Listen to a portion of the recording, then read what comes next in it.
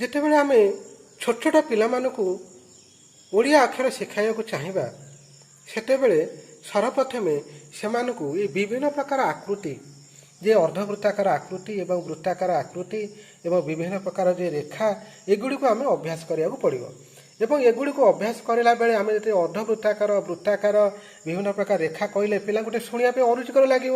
ସେଥିପାଇଁ ତା ପରିବର୍ତ୍ତେ ଆମେ କହିପାରିବା ଦେଖ ଏଇଟା ଅଜାଙ୍କ ଟୋପି, ଏଇଟା ଦେଖ ଆଈର ଚୁଡ଼ି, ଏଇଟା ଦେଖ ଜେଜେଙ୍କ ବାଡ଼ି।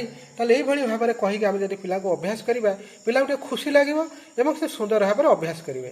ଏବଂ ଏଇ ଯେଉଁ 9ଟି ଆକୃତି ରହିଛି ଏଇ 9ଟି ଆକୃତିକୁ ପିଲା ଯେତେବେଳେ ଭଲ ଭାବରେ ଅଭ୍ୟାସ କରିନେବ ତାପରେ ଆମେ ପିଲାମାନଙ୍କୁ ଅକ୍ଷର ଶିଖାଇବା। ଏବଂ ସବୁଠାରୁ ଗୁରୁତ୍ୱପୂର୍ଣ୍ଣ କଥା ହେଉଛି ପିଲାମାନଙ୍କୁ ଆମେ ଯେତେବେଳେ ଅକ୍ଷର ଶିଖାଇବା ସେତେବେଳେ ବର୍ଣ୍ଣମାଳା ଅନୁପାତରେ ଆମେ ଅକ୍ଷର ଶିଖାଇବା ନାହିଁ। ଆମେ ଯେଭଳି ଶିଖୁଥିଲେ ଅ ଆ ହସେଇ ଦେଖେଇ ହସ ଦୁର୍ଘ ଇତ୍ୟାଦି ଶିଖୁଥିଲେ ସେଭଳି କ୍ରମାନ୍ୱୟରେ ନ ଶିଖାଇ ଆମେ ସବୁଠାରୁ ସହଜରୁ ଧୀରେ ଧୀରେ କଷ୍ଟ ଆଡ଼କୁ ଅକ୍ଷର ଶିଖାଇକା ଯିବା। ସବୁଠାରୁ ସହଜ ଅକ୍ଷର ଯେ ସେ ଆଗରୁ ଶିଖିଛି ଯେ ଅଭ୍ୟାସ କଲାବେଳେ ଯେଉଁ 9ଟି ଆକୃତି ଅଭ୍ୟାସ କଲାବେଳେ ସେତେବେଳେ ସେ ଆଈର ଚୁଡ଼ି ଶିଖିଛି ବା ବୃତ୍ତ ଶିଖିଛି ସେତେବେଳେ ଆମେ ତାକୁ କହିବା ଯେ ତୁମେ ଆଈର ଚୁଡ଼ିଟିଏ କର। ତେଣୁ ପିଲା ପ୍ରଥମେ ଆଈର ଚୁଡ଼ିଟିଏ କରିବ। ତେଣୁ ପିଲା ପ୍ରଥମେ ଯେହେତୁ ଚୁଡ଼ି ଶିଖିଛି ତେଣୁ ସେ ଆଈର ଚୁଡ଼ିଟେ କଲା। ତେଣୁ ପିଲାକୁ ଆମେ କହିପାରିବା ଦେଖ ଏଇଟା ହେଲା ଠ। ତେଣୁ ପିଲା ଶିଖିଗଲା ଯେଉଁଟା ଆଈର ଚୁଡ଼ି ସେଇଟା ହେଉଛି ଠ। ଦେଖନ୍ତୁ ଏଇ ଠରୁ ଆଉ କେଉଁ ଅକ୍ଷର ହେଇପାରିବ? ଏଇ ଠରୁ ଆମେ କ'ଣ କରିପାରିବା? ପିଲା ଯେହେତୁ ଟୋପି ଶିଖିଛି ଅଜାର ଟୋପି ତେଣୁ ଆମେ କହିବା ଅଜାର ଟୋପି ଗୋଟେ ତାପରେ ଦେଇଦିଅ। ଦେଖ ଟୋପି ସେ ଦେଲା, ଟୋପି ଦେଲା ପରେ ଏଇଟା କ'ଣ ହେଇଗଲା? ଏଇଟା ହେଇଗଲା ଚ। ପିଲାକୁ ଖୁସି ଲାଗିଲା ଟୋପି ଦେଲା ଏବଂ ସେ ଶିଖିଲା ଏଇ ଠରୁ ଶିଖିଲା ଚ। ବାସ୍ ପିଲାର ଏବେ ଚ ହେଇଗଲା। ଏଇ ଚରୁ ପିଲା କିଭଳି ଛ ଶିଖିପାରିବ ତା ତଳେ ତଳେ ସୁନ୍ଦର ସୁନ୍ଦର ଛୋଟିଆ ଛୋଟିଆ ଦୁଇଟା ଶୂନ ଦେଇଦେଲା। ସେ ତ ଶିଖିଛି ଶୂନ ଶିଖିଛି ବା ବୃତ୍ତ ଶିଖିଛି ତେଣୁ ଏଇଟା ଦେଇଦେଲା, ଏଇଟା ଦେଇକି ଟିକେ ଏମିତି କରିଦେଲା। ତେଣୁ ଏଇଟା କ'ଣ ହେଇଗଲା? ଛ। ତେଣୁ ପିଲାର ଏବେ ଛ ବି ହେଇଗଲା। ତେଣୁ ତାପରେ ତା ପାଖାପାଖି ଅକ୍ଷର କେଉଁ ଅକ୍ଷର ଶିଖିପାରିବ ପିଲା? ଦେଖନ୍ତୁ ସେଇ ଠରୁ ପିଲା ଚ ହେଇଗଲା, ସେଇ ଚରୁ ବି ଛ ହେଇଗଲା ଏବଂ ସେଇ ଛରୁ ଆମେ ପିଲାକୁ କ'ଣ କରିପାରିବା?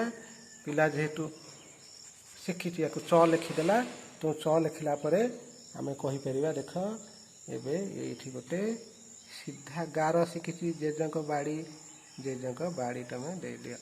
ତେଣୁ ଏଇଟା କ'ଣ ହେଇଗଲା? ଗ ହେଇଗଲା। ତେଣୁ ପିଲାର କ'ଣ ଏଇଟା ହେଇଗଲା? ଗ। ପିଲା ଗ ଶିଖିଗଲା। ବାସ୍ ପିଲା ଯେତେବେଳେ ଗ ଶିଖିଗଲା ସେଇଠୁ ଆମେ କ'ଣ କରିପାରିବା? ଏଇ ଗକୁ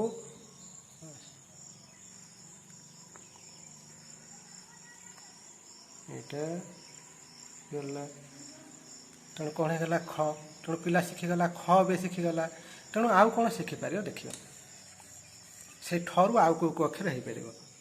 ଠ ଲେଖିଲା ତାପରେ ସୁନ୍ଦର ଟୋପିଟେ ଦେଲା। ବାସ୍ ଟୋପି ଦେଲା ପରେ ଏଇଠୁ ସିଧା ଗାରଟେ କରିଦେଲା। ଏଇଟା କ'ଣ ହେଇଗଲା? ଟ। ତାହେଲେ ଦେଖନ୍ତୁ ପିଲା ଟ ବି ହେଇଗଲା। ପିଲାର ଏବେ ଟ ଅକ୍ଷର ହେଇଗଲା। ତେଣୁ ତାପରେ ଏଇ ଅକ୍ଷରରୁ ଆଉ କେଉଁ ଅକ୍ଷର ହେଇପାରିବ? ଦେଖନ୍ତୁ ଏଇ ଟରୁ ଆମେ ଝ ପିଲାଙ୍କୁ ଶିଖାଇ ଦେଇପାରିବା। ଏଇଭଳିଆ କରିକି ବାସ୍ କରିଦେଲା। ଏଠି ଗାରଟେ ଦେଇଦେଲା ପିଲାର ହେଇଗଲା ଝ। ତାହେଲେ ଟରୁ ବି ପିଲା ଝ ଶିଖିଗଲା। ଦେଖନ୍ତୁ ଏଇ ଠରୁ ଆଉ କେଉଁ ଅକ୍ଷର ଶିଖିପାରିବ ପିଲା? ପୁଣି ଠରୁ କେଉଁ ଅକ୍ଷର ଶିଖିପାରିବ? ବାସ୍ ପିଲା ଠରୁ ଚ ଶିଖିଛି କହିବା ଚ ଶିଖିଲା। ଏଇଟା ଟୋପିଟେ ଦେଲା। ବାସ୍ ଟୋପି ଦେଲା ପରେ ତାକୁ ଏଇଟା ଗୋଟେ ତଳକୁ ଟାଣିକି ଆଣିବ। ଏଇଠୁ ତାପରେ ଗାର ଶିଖିଛି ଗାରଟେ ଦେଇଦେଲା। ଏଇଟା କ'ଣ ହେଇଗଲା? ର ହେଇଗଲା। ତେଣୁ ପିଲା ର ବି ଶିଖିଗଲା। ଦେଖନ୍ତୁ ଗୋଟିଏ ଅକ୍ଷର ପିଲା ଶିଖିଲା ଠ।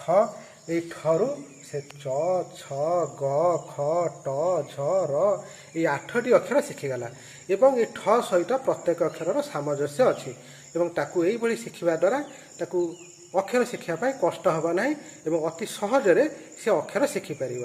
ତେଣୁ ଆଜି ତ ଏତିକି ଯେ ଆମେ ଠରୁ ଶିଖିଲେ କିଭଳି ଠରୁ ତାର ସାମଞ୍ଜସ୍ୟ ଥିବା କେଉଁ କେଉଁ ଅକ୍ଷର ସାମଞ୍ଜସ୍ୟ ଅଛି ଏଇ 8ଟି ଅକ୍ଷର ଶିଖିଲେ ଏବଂ ପରବର୍ତ୍ତୀ ଭିଡ଼ିଓରେ ଏବଂ ଆଉ ଯେଉଁ ବାକି ଅକ୍ଷର କିଭଳି ଭାବରେ ସହଜରେ ଶିଖାଯାଇପାରିବ ତାହା ଆମେ ଆଲୋଚନା କରିବା।